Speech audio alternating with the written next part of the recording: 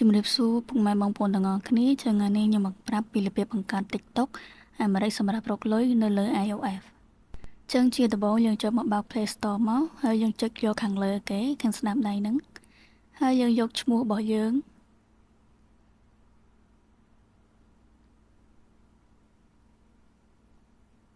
បន្តមកទៀតត្រង់នេះយើងដាក់ password Apple ID របស់យើងហើយយើងចុច sign in វាមកត្រង់កន្លែងនេះអ្វីដែលយើងត្រូវមើលហ្នឹងគឺកន្លែង country វាអ្នកទាំងអស់គ្នាអញ្ចឹងយើងចុចយកកន្លែង country វាហ្នឹងមកដើម្បីយើងធ្វើការបដូរវាទៅប្រទេសសហរដ្ឋអាមេរិកអញ្ចឹងយើងយករបាខាងលើស៊ើបពាក្យថា United States ឬក៏យើងស៊ើបអក្សរ U អក្សរ N យើងអូសចុះមកក្រោមមកយើងនឹងឃើញពាក្យថា United States អញ្ចឹងកន្លែងនេះដោយសារតែខ្ញុំបានដាក់រួចហើយអញ្ចឹងខ្ញុំធ្វើការដូរទៅប្រទេសផ្សេងវិញអញ្ចឹងខ្ញុំដូរទៅកាណាដាកន្លែងនេះយើងចុច continue មកយើងចុចពាក្យ agree នៅខាងលើហើយត្រង់កន្លែងនេះដំបូងគេយើងយកពាក្យថាណានមកហើយកន្លែង street នេះយើងធ្វើការចូលទៅកាន់ Chrome ឬក៏ Google យើងស៊ើបពាក្យថា United States address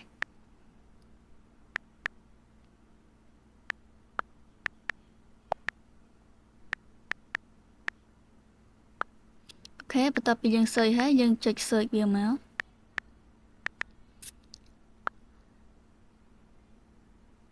យើងអូសចុះមកក្រោមកន្លែងខ្ញុំដាក់សញ្ញាព្រួយហ្នឹងហើយយើងយកវាមកអញ្ចឹងយើងអូសចុះមកក្រោមទៀតនៅដល់គ្នានេះជា address របស់ United States របស់សហរដ្ឋអាមេរិកហ្នឹងអញ្ចឹងដើម្បីអ្នកនរគ្នាងាយយល់មិនខ្ញុំដាក់ទៅកាណាដាអញ្ចឹងខ្ញុំនឹងបដូរវាទៅប្រទេសកាណាដាវិញតែអ្នកនរគ្នាយក United States មកណាកុំដាក់កាណាដាដូចខ្ញុំហើយខ្ញុំពាក្យ generate ហើយអញ្ចឹងដំបូងយើងត្រូវ copy street view មួយសិនអ្នកនរគ្នា copy street ដែរមកតែបញ្ជាក់ថាអ្នកនរគ្នាគឺដាក់នៅ United States មិនមែនកាណាដាអញ្ចឹងយើង copy street យកមកដាក់កន្លែង street ខាងលើហើយយើងចូលទៅ copy city មួយទៀតយើងមកផាសកន្លែង city មកហើយចំពោះកន្លែង street កណ្ដាលហ្នឹងយើងមិនធ្វើអីវាទេទុកវាចោលអញ្ចឹងទៅហើយយើងមើលបន្លោះទី3យើងមើលឈ្មោះហើយរកឈ្មោះឲ្យដូចគ្នាមកអូខេហើយកន្លែង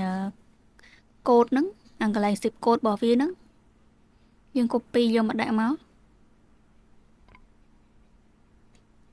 ហើយបន្តមកទៀតហ្នឹងយើងត្រូវ copy លេខទូរស័ព្ទអញ្ចឹងលេខទូរស័ព្ទយើងមិន copy ទេយើងវាយចូលហ្មងមកយើងវាយក្បាលដបងខាងលើ3ខ្ទង់ហ្នឹងនៅខាងដើមហើយកតុយបន្ទាប់ហ្នឹងនៅខាងចុង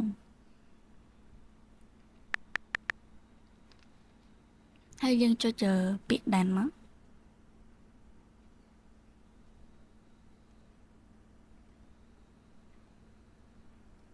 បន្ទាប់ពីដានហើយវានឹងលោតចេញបែបនេះបើន័យថាវាជោគជ័យអញ្ចឹងយើងចូលកន្លែង search ទៅ search ពាក្យ TikTok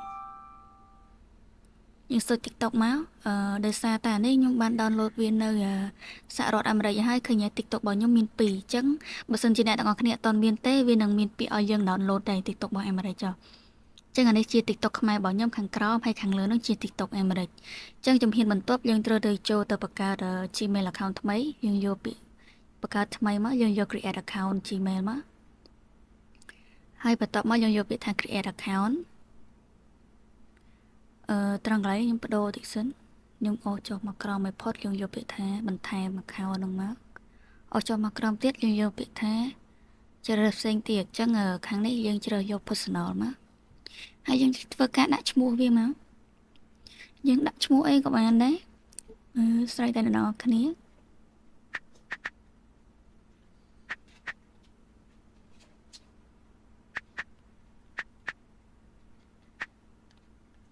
អូខេយើងចុចបន្ទាប់ឬ connect ហ្នឹងថ្ងៃខែឆ្នាំកណាតយើងដាក់មិនដាក់ទៅ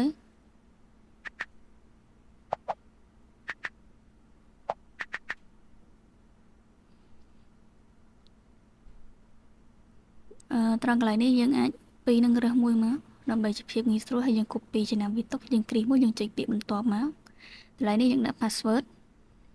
ហើយយើងចុចបន្ទាប់ទៀតមកកន្លែងនេះវាទាមទារលេខទូរស័ព្ទអញ្ចឹងខ្ញុំចូលទៅទិញលេខទូរស័ព្ទមួយយើងយកប្រទេសណាក៏បានដែរលេខទូរស័ព្ទសំខាន់ឲ្យតែវាដាក់ចូលខ្ញុំ copy វាយកមកដាក់វិញខ្ញុំផាសចូលខ្ញុំចុចបន្ទាប់ចង់ដឹងថាវាបានអត់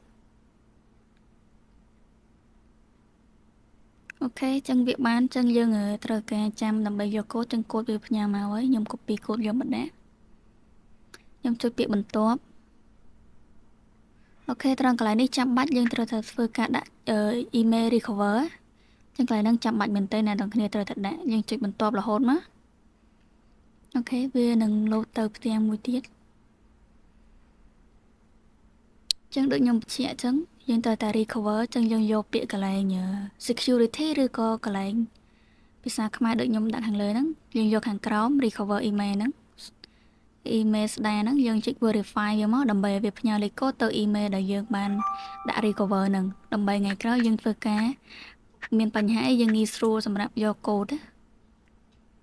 អូខេតែប៉ុណ្ណឹងរួចរាល់ហើយអ្នកទាំងគ្នាអញ្ចឹងជំហានបន្ទាប់យើងត្រូវតែចូលទៅកាន់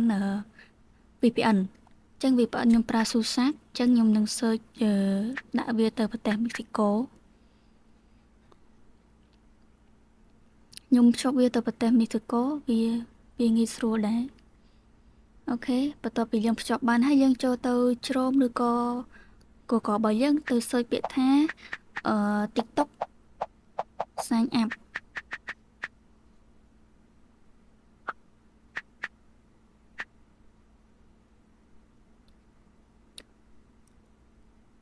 នៅខាងលើគេហ្នឹង TikTok sign up យើងបើក VPN អញ្ចឹងវារៀង slow តិចហើយអ្នកដែលគាត់ធ្លាប់ប្រើ VPN ដឹងហើយអញ្ចឹងកន្លែងនេះយើងយក not now មកយើងកុំបើកវាទៅ app តន់បើកវាទៅ app អីយើងយកខាងលើគេ your phone or email នេះហើយយើងដាក់ថ្ងៃខែឆ្នាំកណាត់មកយើងដាក់មិនក៏បានដែរអ្នកគ្នាអូខេខ្ញុំចុចពាក្យ next កន្លែងនេះយើងយកខាងលើគេយក email ហើយយើង copy email ដែលយើងបានបង្កើតមុននឹងយកមកដាក់មកយើងចុចពាក្យ next កន្លែងនេះដាក់ password យើងដាក់ password ចំណាំខ្លួនឯងមកយើងចុចពាក្យ sign up កន្លែងនេះយើងយក not now មកកន្លែងនេះវាទាមទារកូដទៅ email ដែលយើងដាក់មិញហ្នឹងណាអញ្ចឹងខ្ញុំចូលទៅ browser មួយទៀតខ្ញុំសើចពាក្យថា mailbox ខ្ញុំខ្ជិលចូលទៅ app Zin នៅក្នុង iPhone របស់យើងអញ្ចឹងនៅខាងក្រោមនោះ mailbox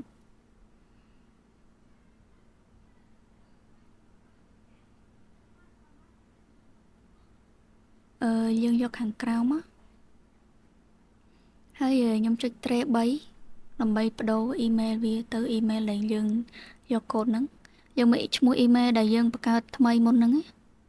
អញ្ចឹងឈ្មោះ email ខ្ញុំដូចជានៅខាងក្រោម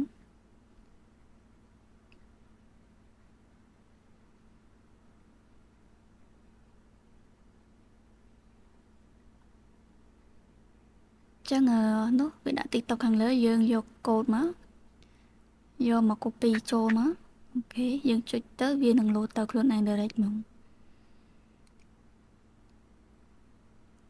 ចឹងបន្ទាប់ពីដាក់កូដហើយកន្លែងនេះយើងធ្វើការ skip ក៏បានយើងដាក់ឈ្មោះឲ្យហើយក៏បានតែខ្ញុំសុំធ្វើការដាក់ឈ្មោះឲ្យហើយ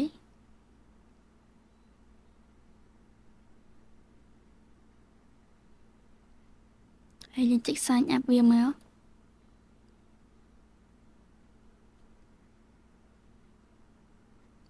អូខេអញ្ចឹងវាចូលហើយអញ្ចឹងបានន័យថាយើងបង្កើត account បានជោគជ័យហើយអញ្ចឹងជាហ៊ានបន្ទាប់យើងទៅចូលកន្លែង profile របស់យើងនៅខាងស្ដាំដៃរូបមនុស្សហ្នឹង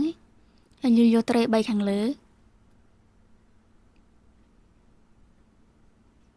អូខេសូមម្ដងទៀតចូលទៅកាន់ profile ហើយយក tray 3ខាងលើហើយយើងអស់ចុះមកក្រោមយើងយកពាក្យថា log out យើង confirm វាមកអូខេបន្ទាប់ពី log out ហើយយើងចេញពីជ្រោមរបស់យើងចូលទៅកាន់ TikTok អាមេរិកវិញ TikTok បរទេសហ្នឹងចឹងយើងយកកន្លែង profile យើងទៅដែរយើងយកពាក្យថា login កន្លែងនេះយើងយកខ្ញុំសុំ remove វាចោលសិនយើងយកវាចេញមកតម្រងចឹងយើងយកខាងលើគេហ្នឹងកន្លែងនេះយើងបដូរទៅកាន់ email ខាងលើហើយយើងដាក់ email ដែលយើងបង្កើតចូល email ដែលយើងបង្កើត TikTok ហ្នឹងចឹងទៅនេះវាទាមទារកូដម្ដងទៀតខ្ញុំចូលទៅយកកូដខ្ញុំ copy កូដចូលមកដាក់យើង copy មកហើយចូលទៅ TikTok របស់យើងផាស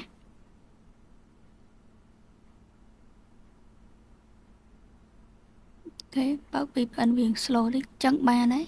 ចឹងយើងចូលទៅកាន់ profile របស់យើងខាងស្ដាំដែរយើងយក tray 3ខាងលើមកយើងយក TikTok TikTok ខាងលើគេហ្នឹង TikTok Studio ហ្នឹងយើងអស់ចុះមកមើលមុខងាររលុយចឹងបង្កើត TikTok មុខងាររលុយនេះគឺបានហើយវាមានច្រើនមុខងារមែនទែនជាពិសេសហ្នឹងគឺមុខងារ gaming ចឹងអ្នកនរគ្នាអាចធ្វើការផុសហ្គេមហើយធ្វើទៅតាមវីដេអូដែលគេចង់ឲ្យអ្នកនរគ្នាប្រម៉ូទឲ្យមានប្រភេទហ្គេមចឹងណាវាងាយស្រួលដែរតែវាតម្រូវការដែរតម្រូវចំនួន1000 follower តាមក្រុមហ៊ុនដែរតាមប្រភេទហ្គេមណាហ្គេមខ្លះគេត្រូវការច្រើនជាងហ្នឹងហ្គេមខ្លះគេត្រូវការតែប៉ុណ្្នឹងឯងចឹងវីដេអូខ្ញុំមានតែប៉ុណ្្នឹងទេអរគុណច្រើនកុំភ្លេចជួយ like និង subscribe ឲ្យខ្ញុំម្នាក់មួយផងដើម្បីទទួលបានវីដេអូថ្មីៗទៀតខ្ញុំនឹងចែករំលែកនៅវីដេអូថ្មីបន្តទៀតចឹងអរគុណច្រើនជម្រាបលា